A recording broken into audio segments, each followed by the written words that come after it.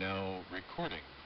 Roger, thank you, Paul. W3FMM, W3 Fox Mike Mike. Okay, very good, Paul.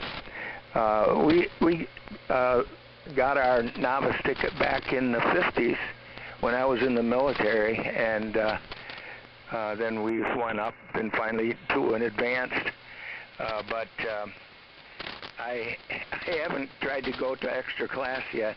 There's a lot of questions that I'm not sure that I'm ready for, and my age doesn't lend itself to learning very much anymore. And your signal sounds very, very nice, Paul. Real nice indeed.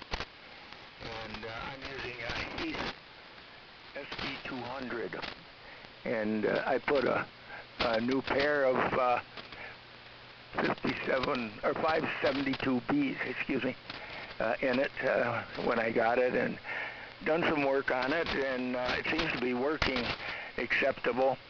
It's according to my watt meter here, Paul, it's running about 250 to 300 watts, right in that area. So I think it is, if I'm reading this right. No, it's a little more than that. It's running about 400, Paul. And I hope it's acceptable. I'd feel bad if things didn't sound good. W3FMM, W3 Fox Mike Mike. Go ahead, Paul. Oh yeah, it's fine. It's fine. I don't think I wouldn't notice much difference between 400 watts and 300 watts if you cut back the drive from the 7300.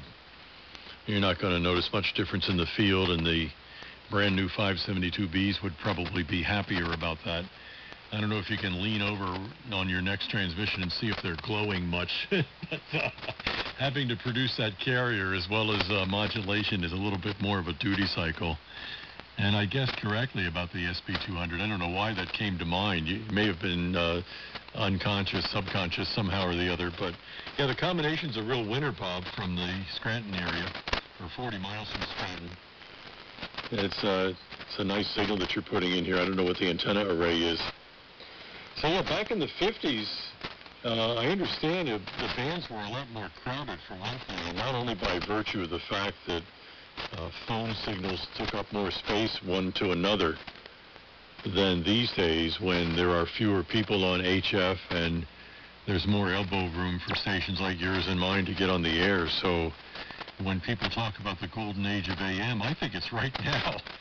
I've really noticed in the past 10 or 15 years that there's a lot more presence on the band of wholesome AM, and a lot less antagonism that you probably remember from the late 50s and early 60s, when they were really trying to sell a single sideband to the masses. So I'm glad that's over with, and we're just able to get on the air in peace. W3FMM, WA3VJB. W3VJB, W3FMM. Good transmission, Paul. And yes, I did. In fact, I looked when I was talking to you and you were recording it to see if those plates were red, and they didn't seem to be, so I guess I'm not hitting it too hard.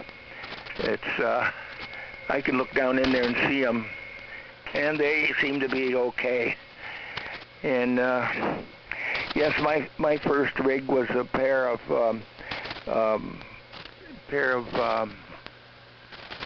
6146s in a pair of 807 modulators.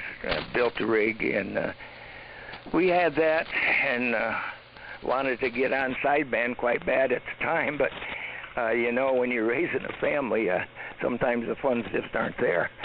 But then we moved up to different rigs through the years. I was in broadcasting, Paul. That was my vocation for many years, and I had a pair of Bauer 707 AM transmitter, 1 kilowatt AM transmitters. I tried to give them away. Nobody wanted them, and so I got rid of them, and you know, for scrap. And I could shoot myself for doing that. Paul, go ahead. Oh man. Yeah, there was a fairly fashionable push to rescue retired broadcast transmitters, Bob, about 20 years ago. I got one about 30 years ago. It's a Collins 300G, quarter kilowatt job, pair of 810s, modulating a pair of 810s. See a picture of it on my QRZ.com profile. And it's been modified originally for 160, 80, and 40. Now just 80 and 40, because I'm not on 160 much anyway. And I've been trying to place a couple of GE XT1s that are coming available. One of them is at WNAV Annapolis, formerly owned by Pat Sajak.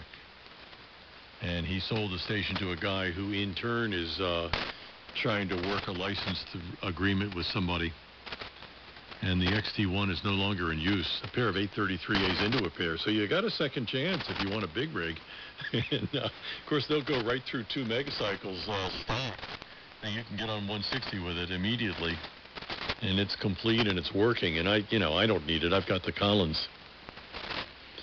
But very good on broadcasting. I wonder if you were in the engineering end of things, or perhaps the what they call talent. And I say that kind of loosely because I was on the talent side. And I think I was exposed to so much of the old broadcast gear at little radio station that I worked at that I naturally had an affinity for it, being on AM on our bands. So I got a lot of cast-off broadcast gear laying around here that I'm enjoying on our frequencies. That harkens back to the late 50s and 1960s, Bob. W3FMM, WA3VJB, back to you. WA3VJB, W3FMM. Okay, good transmission again, Paul. I was in the engineering end. I did get forced into some air work, but I didn't really like it, and I've never been real good at reading. And you have a beautiful voice, Paul, and I can see why you would be on the side of the microphone for sure. Not that you couldn't do the other. There's many engineers. When I first started out, I worked at a WAUG in Augusta, Georgia, and the chief engineer there was an airman, and I guess that's why I got my job with him, because he didn't pay any attention to the equipment. So that was an interesting trip when I was in the service at Fort Gordon, Georgia. We could have jobs other places. I was never on call, of course, because couldn't be. But we did work there at night and so on, and enjoyed it a lot. And then we worked for different stations through the years. I didn't get where you're located, Paul. I'm sorry. I'm sure you told me, but I just didn't get it. So I'll have to put that here in the log. Back to you, Paul. WA3VJB, W3FMM. Yeah, very good. Nice transmission yourself there, Bob. W3FMM. WA3VJB, just outside the city limits of Annapolis, Chesapeake Bay region, capital city, where about an hour ago the Blue Angels flew overhead. Had I been making a transmission, you would have heard them live on the air. They're doing their rehearsals today ahead of commencement exercises at the U.S. Naval Academy. And all 6 of them took off from Andrews Air Force Base. We're not far from their flight pattern. And, of course, they headed up to Annapolis to fly up and down the Severn River and whatever pattern they'll be using. So a lot of aeronautical and maritime news in our area. What with the ship that was refloated here early this morning, headed back to the port of Baltimore after its shipwreck into the Francis Scott Key Bridge right off the location of the Star-Spangled Banner way back when. And yeah, I talked to somebody else who I think is coming into the area. He's in Laurel. KE3TO is in Laurel, Maryland, where I first started in the business. A little kilowatt daytimer. Had a BC1 hotel, a Gates transmitter. I was thinking about your Bauer 707s. You know, VE7CQ, another Paul, VE7CQ, has a Bauer 707. He likes it a lot. They also marketed it under the Sparta brand name. A pair of 4400s modulating a pair, if I remember correctly. Very serviceable transmitter, probably because it could be assembled as a kit on site by the engineering staff. And they weren't that big. I mean, you and I would probably think they would look wonderful in a residential setting. But they weren't as big as the XT1, for example, and they certainly didn't weigh the 2,300 pounds that the XT1 would weigh. Of course, that was using trios and much older technology.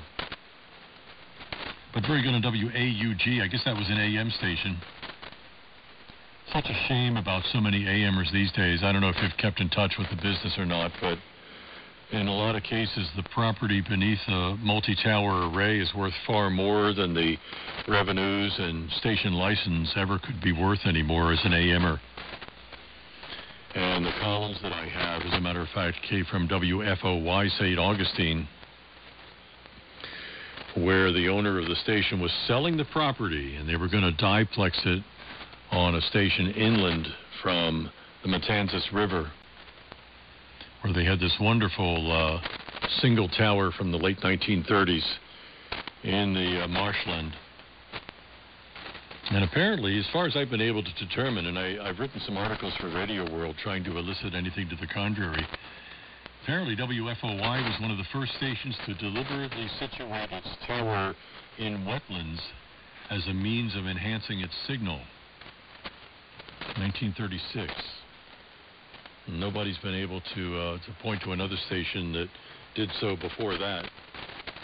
Before that, the prevailing thought was to mount the AM arrays on a high point of the terrain. And of course, not necessarily will the ground conductivity be advantageous up higher on a hill. And WLMD, back to my story about Laurel, where I first started out, was also located in a swamp.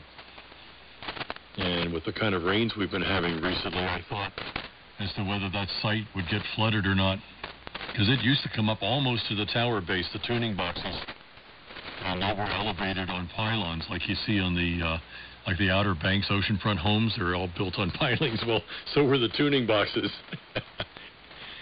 And, of course, that was to take advantage of the ground conductivity of its three-tower array. So, yeah, it's been a good business. I wouldn't want to get into it now. There's not enough in it, and the reason why I got out of radio news is because the point of diminishing returns had appeared on the horizon. I crossed into television news and rose to the network level here, retired about a year ago. And looking back fondly at a little more than 40 years in broadcast news gathering. W3FMM, 40 miles from Scranton, PA. WA3VJB, Annapolis. Back to you, Bob. Very good, Paul. WA3VJB, W3FMM. Nice transmission again, Paul. Radio World, I used to receive that and enjoyed reading it. And I can remember an article that I read one time there. Oh, I don't know how many years ago. It's got to be several years ago now. But a sergeant that I worked at WAUG with. His picture was in it, and they mentioned that they didn't know who it was, and but he was with the Army. I can't even think of what it was called then. I don't think as good as I once did, Paul, so you have to forgive me for that. But it was Bill Atwood, Sergeant Bill Atwood, and he and I were good friends. And so I wrote him back and told him that I knew who it was.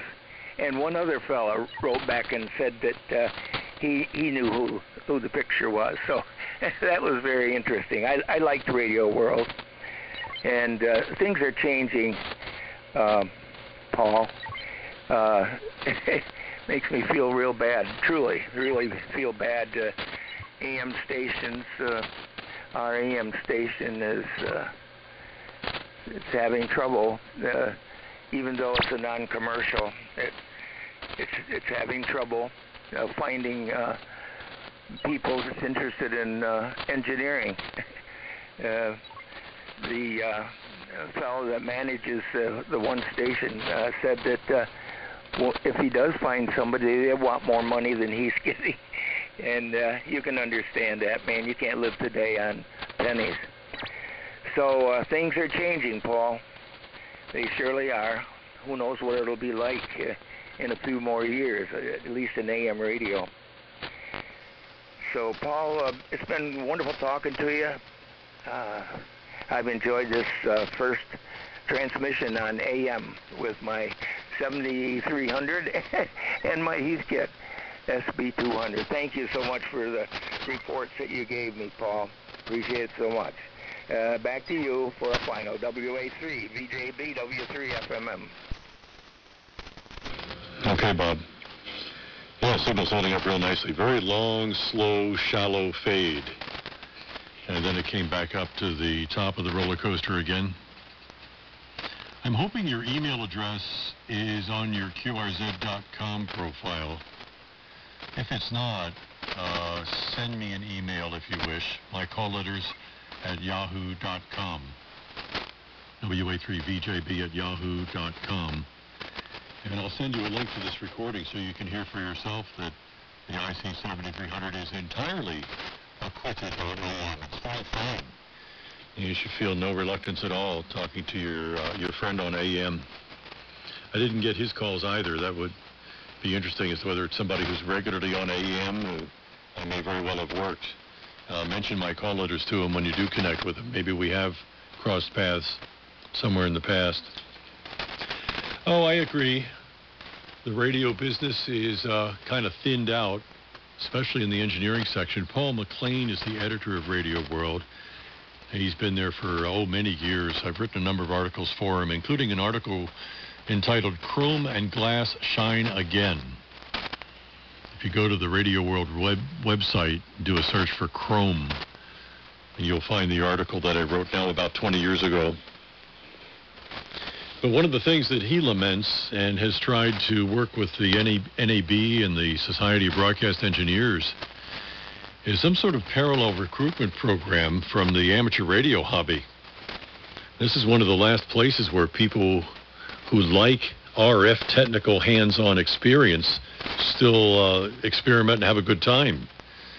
A lot of the IT people not only legitimately expect more money, but also don't feel like doing contract work. They want a staff job. And a lot of the engineering community for broadcast maintenance is now multiple station, on-call, minimum pay. Nobody wants that, especially people getting into IT primarily who do RF as a sideline. They don't have the expertise nor the interest. So amateur radio as a hobby could become a paying concern for people who either want an additional part-time stream of income or whatever, but they're just not connecting on it.